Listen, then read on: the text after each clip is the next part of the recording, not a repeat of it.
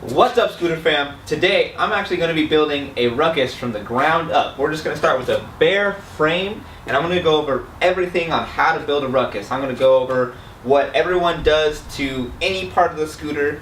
That way, if you're looking to build a Ruckus or looking for tips or just seeing how a Ruckus is built, then this will be a great video to start with and to kind of take notes along the way, and I'll make notes of everything that goes on. So let's start with taking this one apart.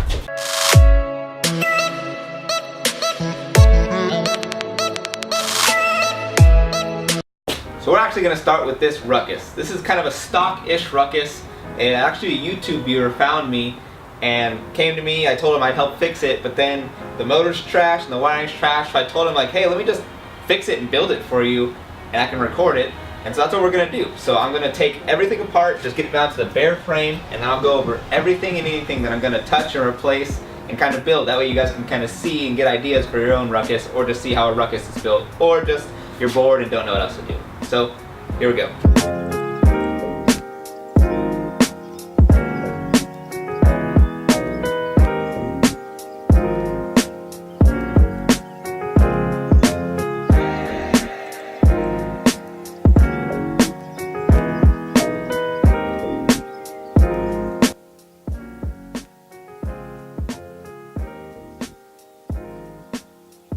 And just like that, we have basically a 99% bare Ruckus frame. So if you're looking to build a Ruckus from the ground up or just from a frame, this will be a perfect video for you.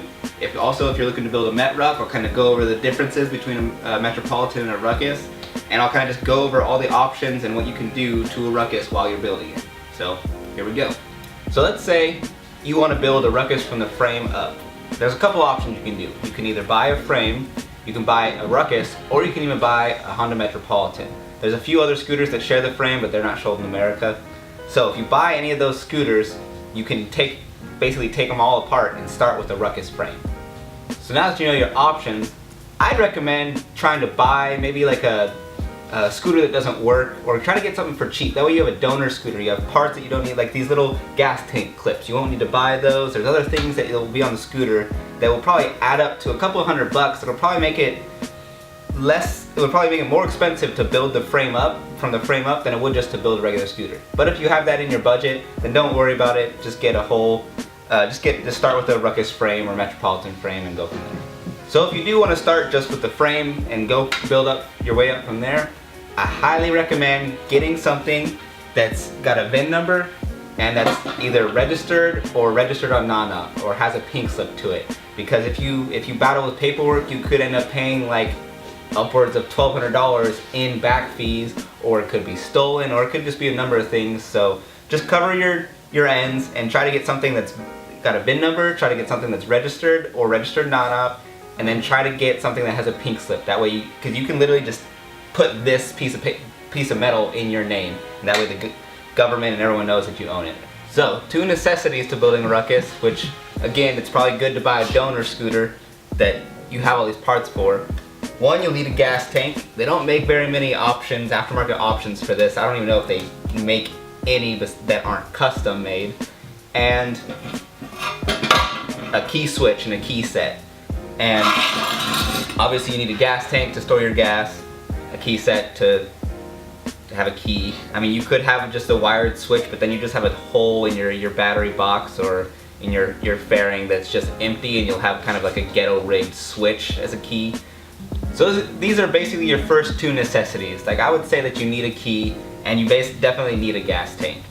With the gas tank, you'll need 4 U-clips. All the OEM parts, a good website that I use for OEM parts is partzilla.com.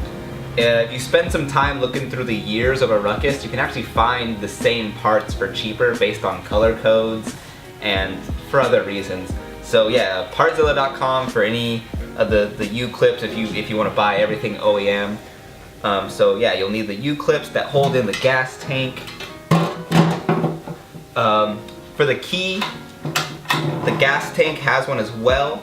There's a way to remove the locking mechanism from the gas tank, which I do on all my gas tanks, because at a stoplight or anything you need to check your gas, you need to turn off your bike, stick it in your gas cap, take it off. It's a hassle. It'll still lock in place without being locked, So that's why I just removed the locking mechanism from the gas cap. And I'll actually just show you that right now. It's really easy. So this is the gas cap right here. There's 2 screws on the bottom of it. You just take out those screws or loosen the screws. This will come off. And then there'll be a gold piece right here. It's like a slider. And when you turn the key on the other side, this little clocking bit will move back and forth, and there will be a slide right here. You just take that out, put the screws back in, and now the lock won't work, but the gas cap will still lock in place. That way you can check your gas level at the stoplights and whatnot. Alright, now what I would consider another necessity, or the next necessity, is a triple tree. Now the Ruckus and the Metropolitan triple tree are different. So if you found like a cheap Metropolitan and you want to turn it into a Ruckus, there's a difference between the triple trees. The Metropolitan triple tree is actually skinnier.